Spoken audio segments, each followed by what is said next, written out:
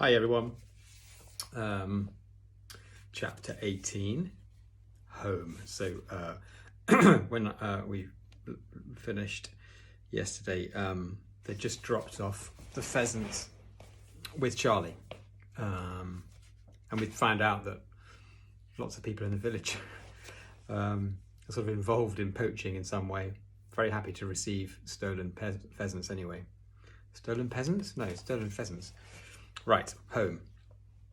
Soon we had left the village behind us and were in open country.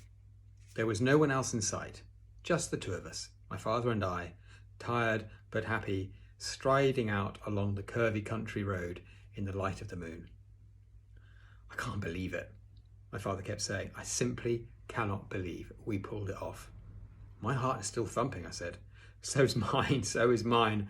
But oh, Danny, he cried, laying a hand on my shoulder. Didn't we have a glorious time? We were walking right in the middle of the road, as though it were a private driveway running through our country estate, and we were the lords of all we surveyed. Do you realise, Danny, my father said, that on this very night, on this Friday, the 30th of September, you and I have actually bagged 120 prime pheasants from Mr. Victor Hazelwood. I looked at my father. His face was alight with happiness and his arms were waving all over the place as he went prancing along the middle of the road with his funny iron foot going clink, clink, clink. Here they are. Roasted pheasant, he cried, addressing the moon and the entire countryside. The finest and most succulent dish on earth. I don't suppose you've ever eaten roasted pheasant, have you, Danny? Never, I said. You wait, he cried. You just wait till you taste it. It has an unbelievable flavour. It's sheer magic. Does it have to be roasted, Dad? Yeah, of course it's got to be roasted. You don't ever boil a young bird. Why do you ask that? Well, I was wondering how we would do the roasting. Don't you have to have an oven or something? Yeah, of course. We don't have an oven, Dad.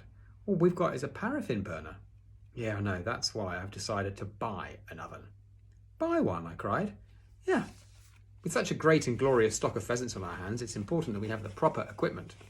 Therefore, we should go back into the village tomorrow morning and we shall buy an electric oven. We can get one at Wheeler's. We'll put it in the workshop. We've got plenty of electric plugs in the workshop. Yeah, but won't it be very expensive? No expense is too great for roasted pheasant, my father announced superbly. And don't forget, Danny, before we put the bird in the oven, we have to lay strips of fat bacon across the breast to keep it nice and juicy. And bread sauce too. We shall have to make bread sauce. You must never have roasted pheasant without lashings of bread sauce. There are 3 things you must always have with roasted pheasant: bread sauce, chipped potatoes, and boiled parsnips. There was half a minute's silence as we both allowed ourselves the pleasure of dreaming about these beautiful foods. And I'll tell you what else we've got to get. We've got to get one of those deep freezers where you can store things for months and months and they never go rotten. Dad, no. Yeah, but don't you realise, Danny, that even after we've given birds away to all our friends, to Charlie and the Reverend Clipstone and Doc Spencer and Enoch, Samways and all the rest of them, there'll still be about 50 left for us. That's why we're going to need a deep freezer. Yeah, but that'll cost the earth. And worth every penny of it, he cried. Just imagine, Danny. Any time we fancy a nice roasted pheasant for our supper, all we've got to do is open the lid of the freezer and help ourselves. Kings and queens don't live any better than that. A barn owl flew across the road in front of us, its great white wings waving slowly in the moonlight. Did your mum have an oven in the kitchen, Dad, when you were a boy? She had something better than an oven.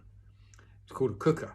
It was a great big long black thing and we used to stoke it up with coal and keep it going for 24 hours a day. It never went out. And if we didn't have any coal, we used bits of wood. Could you roast pheasants in it? I mean, you could roast anything in it, Danny. It was a lovely thing, that old cooker. It used to keep the whole house warm in the winter. But you never had a cooker of your own, did you, Dad? You and Mum, when you were married? Or an oven? No, we couldn't afford things like that. Then how did you roast your pheasants? Ah, that was quite a trick.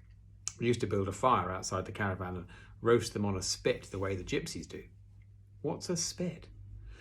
Well, it's just a long metal spike and you stick it through the pheasant and put it over the fire and just keep turning it round. And what you do is you push 2 forked sticks into the ground, one on each side of the fire, and you rest the spit on the forks. Did it roast them well? Fairly well, but an oven would do it better. Listen, Danny, Mr. Wheeler has all sorts of marvellous ovens in this shop. He's got one in there with so many dials and knobs on it. It looks like the cockpit of an airplane. Is that the one you want to buy, Dad? I don't know. We'll decide tomorrow. We kept walking, and soon we saw the filling station glimmering in the moonlight ahead of us. Will Mr. Rabbits be waiting for us, do you think, Dad? Well, if he is, you won't see him, Danny. They always hide and watch you from behind a hedge or a tree, and they only come out if you're carrying a sack over your shoulder or if your pocket is bulging with something suspicious. We're carrying nothing, so don't worry about it. Whether or not Mr. Rabbits was watching us as we entered the filling station and headed for the caravan, I don't know. We saw no sign of him. Inside the caravan, my father lit the paraffin lamp, and I lit the burner and put the kettle on to make us a cup of cocoa each. That, my father said, as we sat sipping our hot cocoa a few minutes later, was the greatest time I've ever had in my whole life. Chapter 19. Rock-a-bye Baby. At 8:30 the next morning, my father went into the workshop and dialed Doc Spencer's number on the telephone. Now listen, Doctor, he said. If you could be here at the filling station in about half an hour, I think I might have a little surprise present for you. The doctor said something in reply, and my father replaced the receiver. At 9 o'clock, Doc Spencer arrived in his car. My father went over to him, and the two of them held a whispered conversation beside the pumps. Suddenly, the tiny doctor clapped his hands together and sprang up high in the air, hooting with laughter. "You don't mean it," he cried. "It's not possible." He then rushed over to me and grasped my hand in his. "I do congratulate you, my dear boy," he cried, pumping my hand up and down so fiercely it nearly came off. "What a triumph! What a miracle! What a victory! Now, why on earth didn't I think of that method myself? You are a genius, sir. Hail to thee, dear Danny, you're the champion of the world." "Here she comes," my father called out, pointing down the road. "Here she comes, Doctor." "Here who comes?" the doctor said. "Mrs. Clipstone." He spoke the name proudly, as though he were a commander referring to his bravest officer. The three of us stood together, beside the pumps, looking down the road. "Can't you see her?" my father asked. Far away in the distance, I could just make out a small figure advancing towards us. What's she pushing, Dad?" My father gave me a sly look. There they are, looking down the road. There's only one way of delivering pheasants safely, and that's under a baby. Isn't that right, Doctor? "Under a baby?" Doc Spencer said. "Yeah, of course, in a pram, with the baby on top." "Fantastic," the doctor said. "My old dad thought that one up many years ago," said my father, "and it's never been known to fail yet." "Oh, it's brilliant," said Doc Spencer. "Only a brilliant mind could think of a thing like that." "He was a brilliant man," my father said.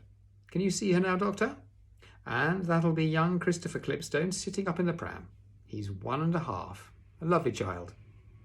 "I birthed him," Doc Spencer said. "He weighed 8 pounds 3 ounces.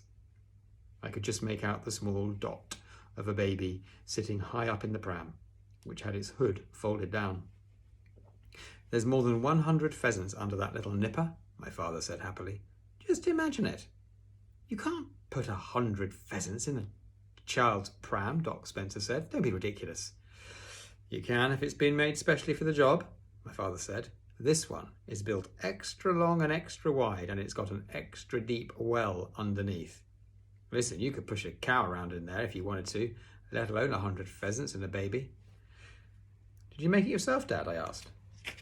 "More or less, Danny. You remember when I walked you to school and then went off to buy the raisins?" "What, the day before yesterday?" I said. "Yes, and after that I went straight on to the vicarage and converted their pram into this special extra large poacher's model. It's a beauty, really it is. You wait till you see it. And Mrs. Clipstone says it pushes even easier than her ordinary one. She did a practice circuit with it in her backyard as soon as I'd finished it. Oh, fantastic, the doctor said again. Absolutely fantastic. Normally, my father went on, an ordinary bought pram is all you'd ever need, but then no one's ever had over 100 pheasants to deliver before now. Where does the baby sit? On top, of course. All you need is a sheet to cover them, and the baby sits on the sheet. A bunch of pheasants makes a nice soft mattress for any child. I don't doubt it, the doctor said. Oh, he'll be having a very comfortable ride today, young Christopher, my father said. We stood beside the pumps waiting for Mrs. Clipstone to arrive. It was the 1st of October, and one of those warm, windless autumn mornings with a darkening sky and a smell of thunder in the air. End of part 1.